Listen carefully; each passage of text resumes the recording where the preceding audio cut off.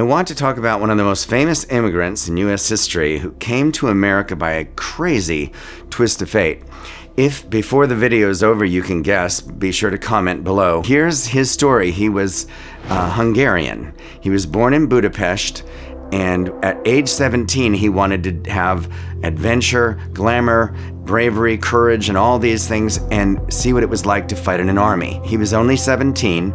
He traveled to Vienna, the capital of his empire that he lived in, and he tried to join their army. And they looked at his eyesight and how frail he was and said no.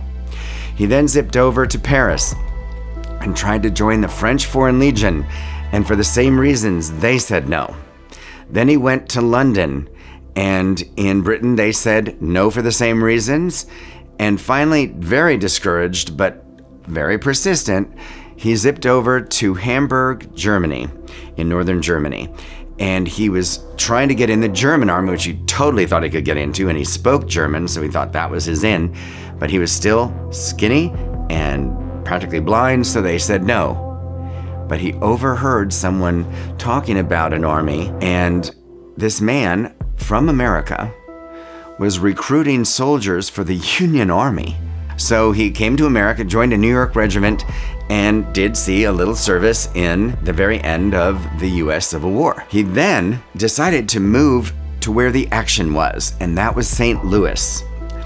And so he went out to St. Louis, got involved in politics, got very, very disappointed and frustrated about the corruption that he was seeing. And so he eventually became a writer, a journalist, and actually owned a paper out in St. Louis. And then later on in his life, he was going to go to Europe by way of New York, and went to New York, and it turned out that he actually bought a newspaper while he was out there.